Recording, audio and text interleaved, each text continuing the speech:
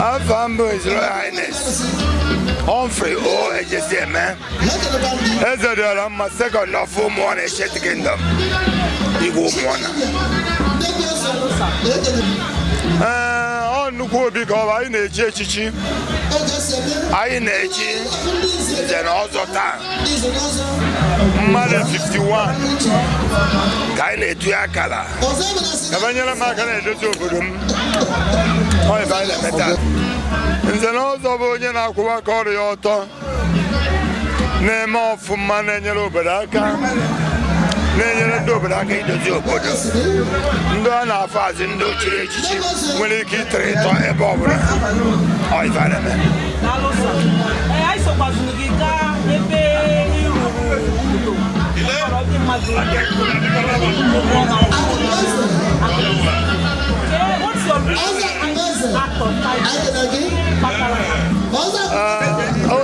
I go from grace to grace. I will make to Igwe. I didn't know my father. So my hobby is in Madaka. Go to 28 houses in Naro. Go to 28 them every time to 28. And I can win more and more. By next 2 weeks, I get with the new list. I got Yaraka. Thank you, my brother. I is the chicken. And to a corner.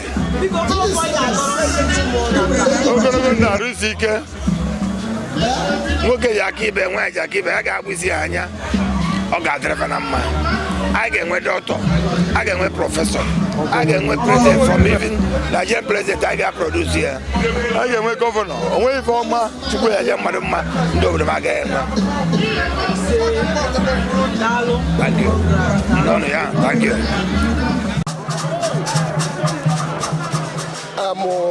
Ichi also Ukatambo na they can work with tata. You hold the customs and tradition of the land. Then you if it's all there, they can daggle a lot of things. You have what you call ludi. It gets yaka, monodis, you have actually one video. A lot of things you open about it got solia. So you got everything humanly possible to be pure.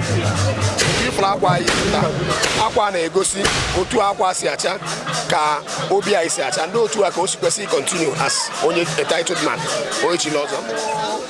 A better name, baby, Oko, I want to open a mother down with Oko, she again you. Go where more of the things God sent to this Umuona community. And I pray na ogorogo nisi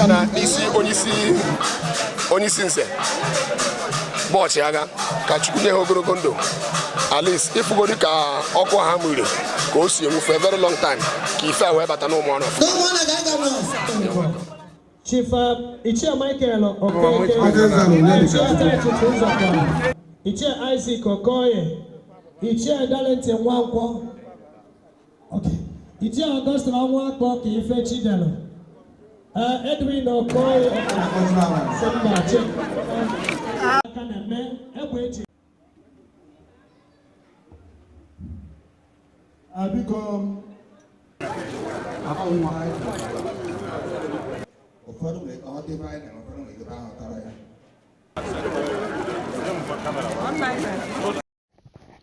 Nzenozo investiture. Umuona Town conducts cultural investiture, crowns new OZO title holders. As His Royal Highness Igwe Humphrey Ejesieme charges new entrants to maintain chastity, truthfulness, and uprightness. His Royal Highness Igwe Ezedioranma of Umuona dedicates hands over newly completed 2 bungalows to families in Umuona, AGULUZOIGBO as empowerment and his community development support to the indigents. The people of Umuona Kingdom witnessed a grand cultural investiture of new entrants into the Nzenozo society, an event that took place at the palace. Ichi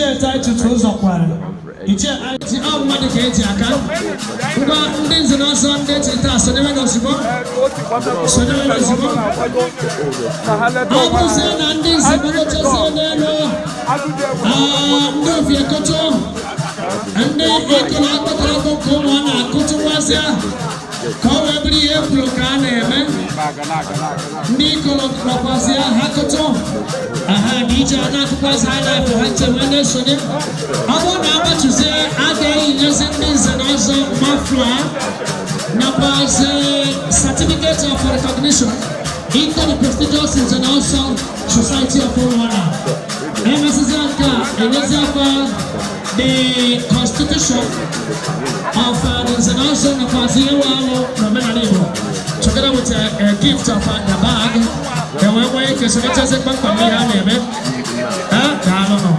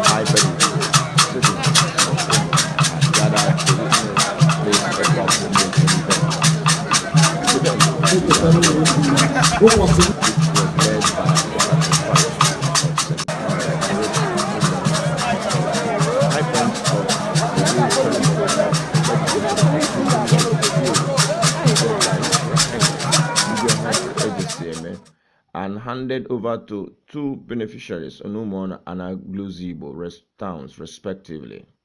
His Royal Highness Igwe Humphrey Ejesieme, the traditional ruler of Umuona, before he was chosen by the good people of Umuona to become their traditional ruler, was already a man of charity. He was in the act of assisting the indigents, the persecuted, and the poor from his own resources in very many ways.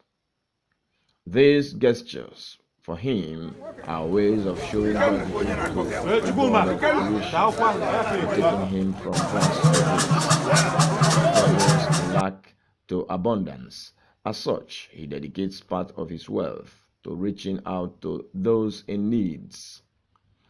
These most recent two are parts of his continued good gesture of love to humanity. You want transient. You want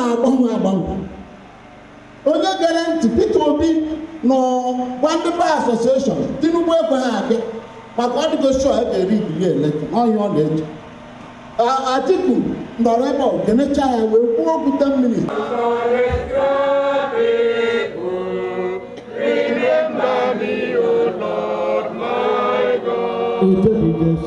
Onye ka anyị na-echetara ụlọ gịnị ka o tinyere ka anyị na-elegara anya ite n'ala onye ọbụla na-ekele ka mara afa na ihe a na-etu ọ na-enwe ihe a na-etu maka onye Igbo niile na-enwere ada guy name ndị otu eji mara ya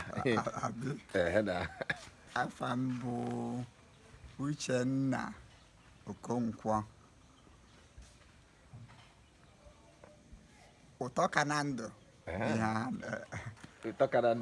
afa m bụ mana be anyị mana ndị ọgbọ m na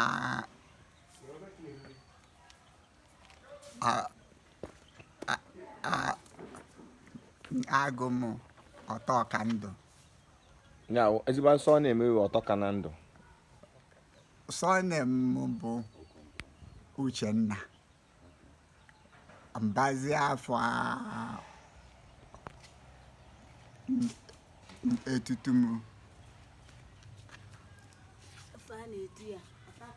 ụtọ ka na ndụ so mana ndị ọgbọ m ndị mụ na ha bụ ọgbọ na-agụ m ụtọ ka ndụ atụgharịrị ha ya. Okay, thank you very much. Onye ebe ke kedu ebe anyị nọ kịta? Just kọwatụla anyị ebe anyị nọ. AGULUZOIGBO ka unu nọ n'ime ya bụ ebe ahụ. Biko 1 minute. Nwere enwe ike ibugharịla anyị ndị si ochie ka anyị. So mgbe ụtọ ka na ndụ. Ụtọ ka ndụ. Ụtọ ka ndụ. Ụtọ ka ndụ. Aka wo ofu iwe maka ndị gaghị na-eme kịta ozi ụtọ ka ndụ maka ọ nke your friends ihe ejimeti kpọrọ bụ ọkụ ya na-atọkaracha ọkụ ya iwe eji maka afọ kịta ha ma akpọ ezigbo afọ ya ụtọ ka ndụ ka ya gị iwe a na-agụ iwe a na-eme. Okay, fine. Thank you very much. Kedu ebe anyị nọ kịta? AGULUZOIGBO ka unu nọ na Village. AGULUZOIGBO. Etreze. Igbo onye obodo? Yeah.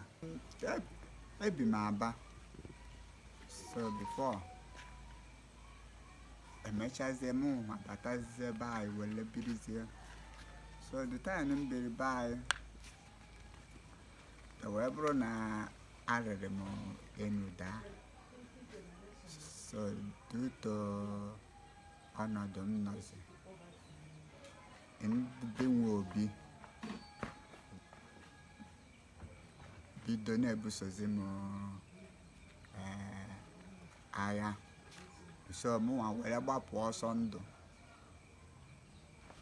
gbajekwu nna anyị ukwu Igwe. So mgbe m gbajekwuru ya were resi ya na-enene ọsị m ewu nwa m ebezina akwa. So n'otu o si wee mee. So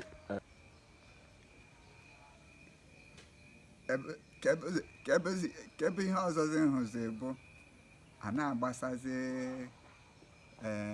ajazi ma ngwongwo ejije arụ unu sị ha hei Chineke n'ọkwa eziokwu na o mekwere ya daalụ.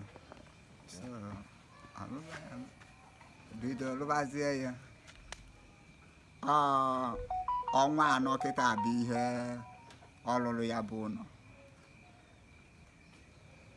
ọ bụ udo oge ọkụchaa ya. Eziokwu obi jupụtara m n'aṅụrị ihe ọ kọrọ wụ pịọ.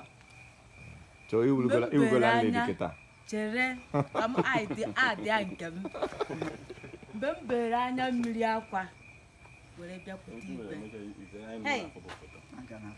Igwe sị m na m hichaa anya mmiri ifu na otu m si wee ya si ya dadi biko ọgodunu bacha biko bịa kọchatara mụ na ụmụ m n'ebe anyị nọ a na-achụ anyị achụ a na-asị anyị kwara afọ mana ọ bịazie bịa ruo ya in big way na ọ rụrụ ya manshọlin ya manshọlin na ọ rụrụ ya ya bungalow ka o were atọpụzi ya duplet ọ wụdị ike.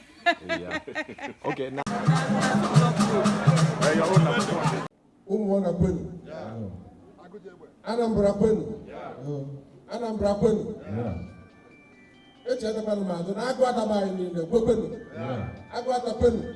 Nigeria niile kwenu? Nigeria kwezuo biko ndị prestigious international society Umuona agụ ata local government asị m ụnụ gịnị ekwe na aka m ogologo ndụ na ahụ isi ike ya ka na-akọ ife akọ ife enwe ya ka anyị na-ekwu okwu ya. The prestigious international society of Umuona. The constitution of the international of Azero Igbo, together with a gift of our bag, and when we can select as a company,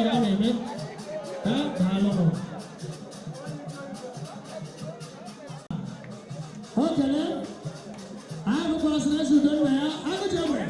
Can I have a cigar? I bet you I'm medicating account. Uga ndinze na Sunday tita, so never knows about.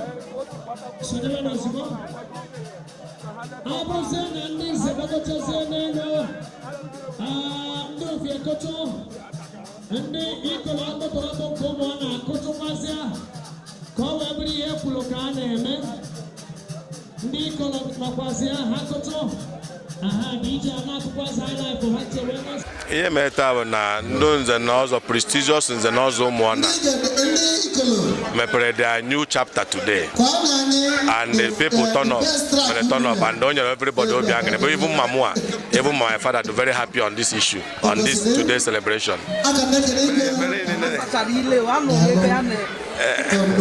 Ebere ka fa hare da n'ọnwa ka ndị ilo hara inwetefe onye fasi bi ebe onye ọ na-ga-anakwa n'udo n'aha Jizọs.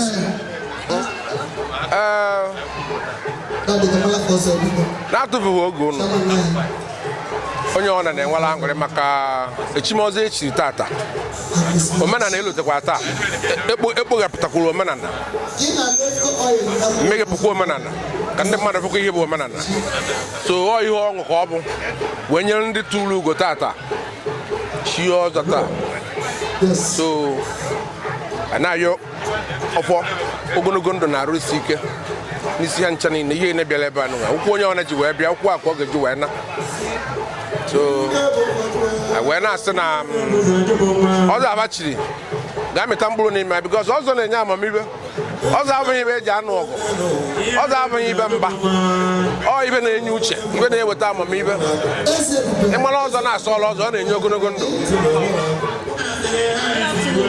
Good afternoon, nwanne m. Ka eke ime?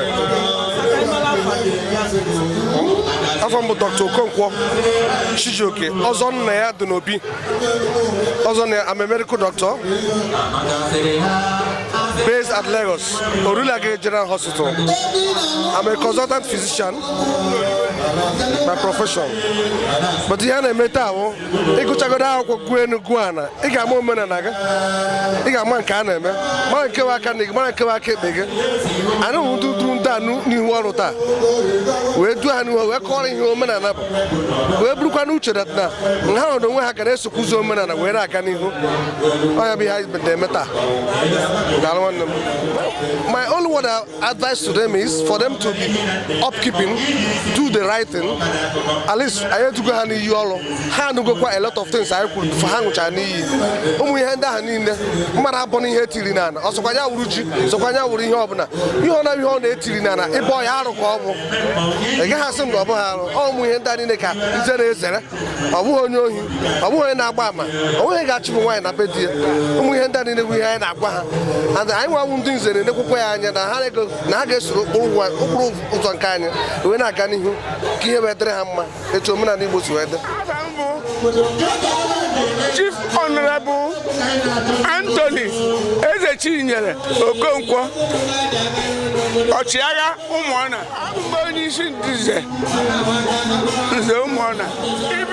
Ichi ọzọ pụtara n'ala Igbo bụ onye ọbụla chiri ọzọ na-asọcha ime ife jọrọ njọ. Ọ gaghị ezu ori, ọ gaghị ezokwa n'ụzọ ihe ọbụla o zoro ji emecha pụta ife. Ọ ya kpatara ya ndị ezi omume a na-emecha ha interview emecha ha ama ndị ezi omume onweghị ibe anyị na-asọ onye ọbụla dị free ịbanye na ya.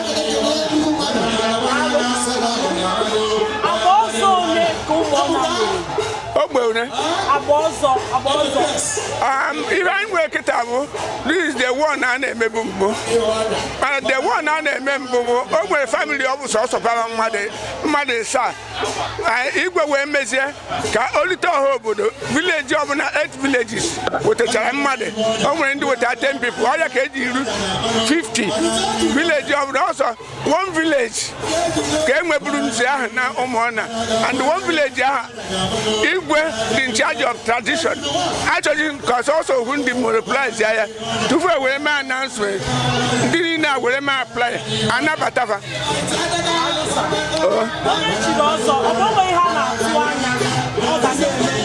Anyị gwara agwasịba ogbo mmemme ya na-ekpuje egbo na ba mgbe eme ife ọjọọ maka o nwere nkwaba kwere ha sanichara ife agaghị eme ma izu ori ma igbu mmadụ ife ọjọọ niile ma iwepụ ife akọrọ naanị na ba mgbe eme ife ọjọọ niile edere ya ede pasanicha ya na ha ga-eme ife na ha ga-emeju ugwu ahụ. taa anyị so Igwe wee gaa ebe ọ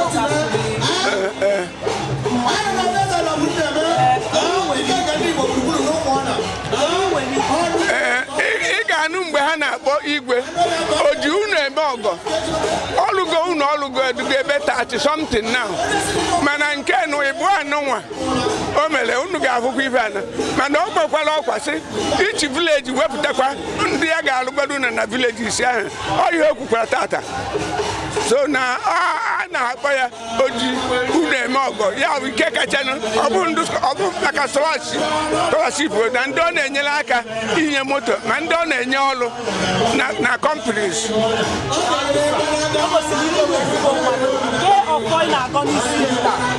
ọfọ na-agọ n'isi enweghị nke ya ọya mere m ka ji edo ndụ taa because ana m eso n'eziokwu na-ekwu eziokwu ahụ wee na-achọ ọmụnwa dere akwụkwọ nye ya si ya ka ọrịa organize ya nze Umuona nke ọ nabata deele the whole town wee bido mebe ya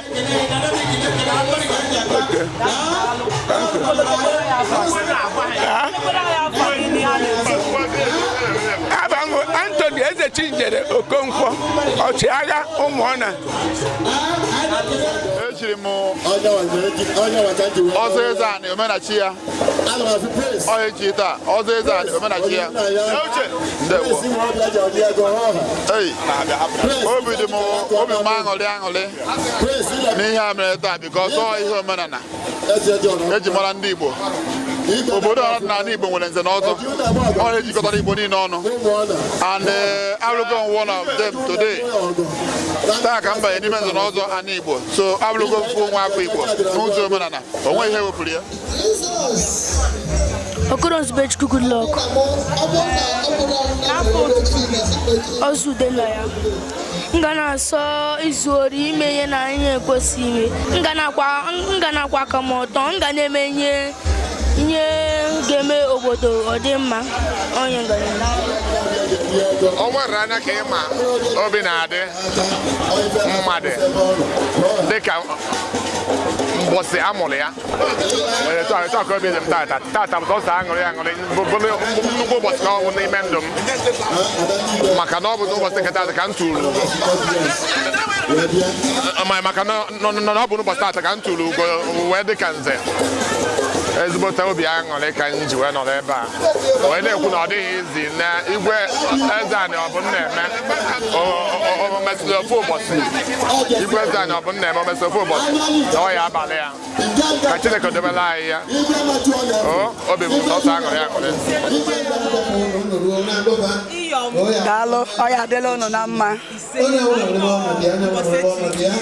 yes thank you oh thank you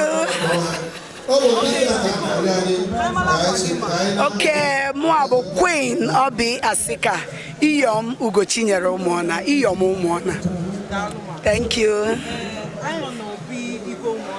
yes okay sena mara Chineke tata ka a na-echi ọzọ nze na ọzọ n'obi Igwe and ụmụ m na-abụ my 2 sons so na ndị a ga-echinya m ọzọ yes Can you point them out to us? all right yes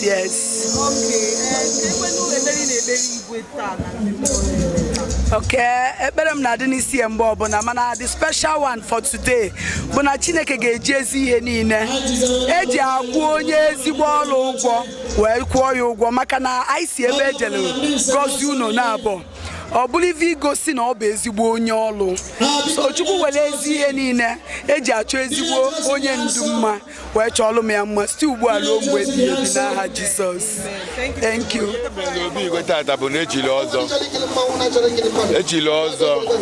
and ọzọ echiri n'obodo a bụ ọzọ Ezeani ọzọ na-ekwu eziokwu ọ bụrụ ọzọ ndị na-aghọgbu ndị mmadụ na-egwube wayo ọzọ echiri tata bụ ọzọ ndị eziokwu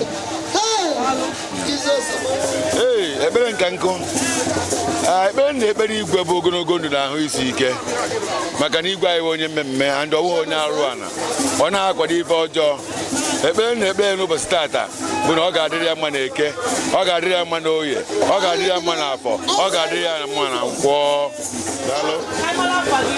afọ m bụ Ifeanyị Ndubilo onye na-etu Ezedioranma ya obi m zobi aṅụrị Igwe bụ onye isi ụka ka ọnwụ ekpere n'isi na Chineke ga-enye ogologo na arụ isi ike ka o wee na-achụ ụmụ ọrụ n'aka n'iru n'aha Jizọs. Long time desire that you made today. Tobi Musa aṅụrị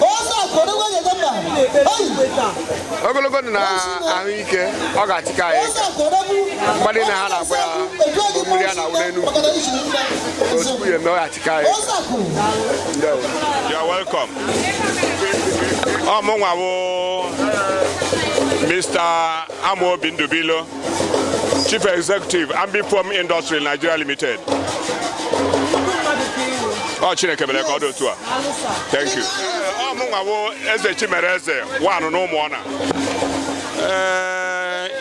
Ife ichi ọzọ na ala Igbo pụtara bụ na ndị chiri ọzọ ha nwa bụ ndị nwe omenala na ala Igbo. Onwe ihe omenala gbaghara ha yiri ha bụ ndị eji akpọ. Like Igwe was the chief custodian of culture and tradition in every community.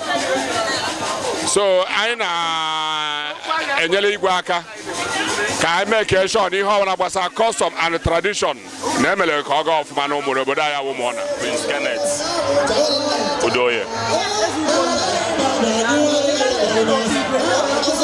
Anyị na-anabata ndị mmadụ na nze na ọzọ. Otu ndị mmadụ si mara ife omenala ka ọ bụ. So nze na ọzọ anwụkwa ihe ọzọ na ọ ga-anabata ndị ọfọ ka enwe ndụ nọ na ya. Because ihe ọhịa nna nna anyị bidoro mewe gbogbo. So ọhịa ka anyị na-eme nwe ihe ọzọ. Ndụ na-agwa ihe ndị youth wụ na omenala asịghị ya mmadụ were eme ihe ọjọọ. Because otu akịta ọ dị ọjọọ ịma akpọ ngala ngala ka ọ. So before ọ na-awụ mmadụ kọpụta ji n'ubi ewere chie ya ọzọ. But na-awụzi inwe ego ịbịachiri so ife echejigo. So onye na-ayọ ndị youth onye nwee ike ịbata nsogbu adịrị ise open doors is open doors. So enweghị ọzọ. Yes, sure. Enwere ka eme ha expect because so many things are involved.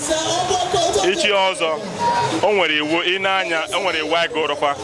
Iwu ahụ ọ dị in line with ihe e kwuru n'akwụkwọ nsọ.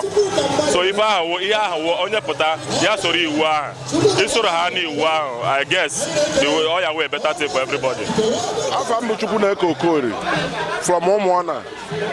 So a na Palace Igwe anyị na-eme mmemme nze na ọzọ and afọ echiri ntata bụ ọba nke abụọ n'Umuona.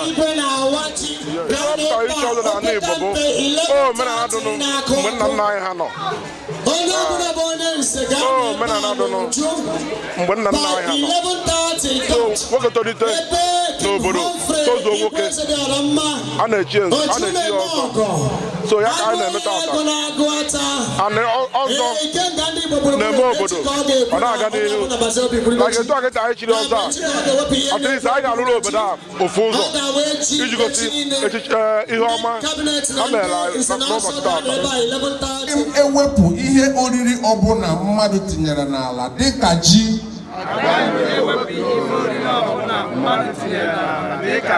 ede, abacha, ụgụ, ya bụ nọmba 1 ọnụ Igbo ka anyị na-ekwu ya. Agaghị m ekpu ọchụ ma ọ bụ kpaa nsị.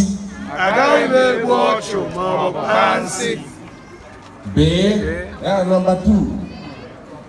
Agaghị m ezu ohi ma ọ bụ jiri aghụghọ nara mmadụ ihe ya n'ike.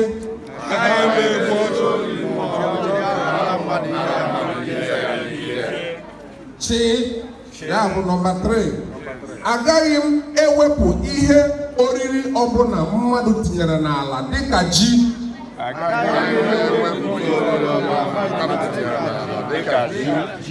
ede, abacha, ụgụ, onugbu, inine na ihe ndị ọzọ gasị.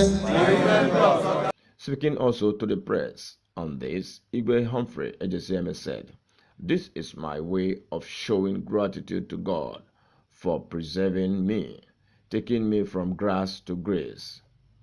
The exercise of the prayers and dedication of the 2 bungalows and Mass for the OZO investiture were led by Reverend Father Anthony Ezeoke, parish priest of the St. Maria Goretti Catholic Church, Umuona. The beneficiaries of the free houses were filled with joy for the household of Mr. Uchenna Ifediba Okonkwo from Etuleze village in AGULUZOIGBO town, in a natural local government area, a neighboring town to Umuona. The direct beneficiary, who is physically challenged, himself, his lovely wife, and children could not hold their joy as they expressed their gratitude to the monarch who helped them in their time of most urgent need, building such a magnificent bungalow. And in Afori village, Umuona, late Mama Felicia Dim Onyemenu Ibemesi Ni Nwankwa Achise, her household shared in the blessings respectively. Congratulations to the new actually more Ezane Ezechina Walofia. Ezane Ezechina Walofia. To His Royal Highness Igwe Humphrey Ejesieme. Okay. Long live. Ihe apụta bụ ichi ọzọ.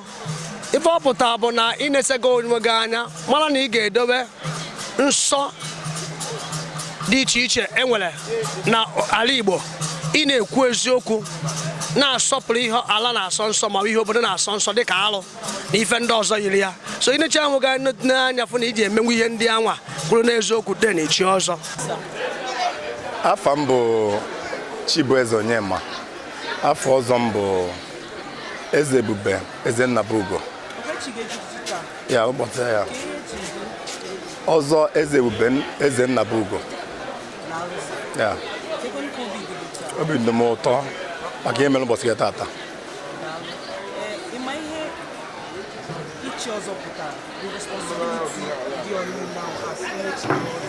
Ya ichi ọzọ bụ ihe omenala ka ọ bụ, and onye na-echi ọzọ adịghị alụ ana.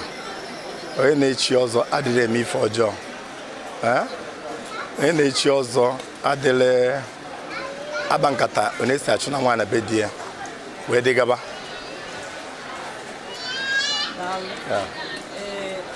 Tata, anyị sịkwa na Igwe ga-mepe ụlọ ọrụ. Ka ị nwere ikwu na that act of kindness Igwe na-egosi people. Ihe na-ekwu na onye nwe anyị agbaghị ume, onye nwe anyị agọzie ya, onye cheta nwa ogbenye, onye na-ayọ ma ndị obies ka onye ọbụla onye ọbụla nwetara ejite ndị ogbenye. Maka inezi anya ebe anyị gara kpepu na mana Umuona mana AGULUZOIGBO, o nwere ọtụtụ unu gbara okirikiri ndị nwere gbara okirikiri ma ha echetara ndị ahụ. Mana ọ bụ mmasị Igwe onye na-eme, maka na obodo anyị nọ na tupu Igwe alụzigo mmadụ 20 ụlọ nke m gotalụ, maka o nwere ike karị. So nọọ ihe ọ na-eme na-aga. So nna asị na onye adịrị ya mma n'ezinụlọ ya n'aha Jizọs.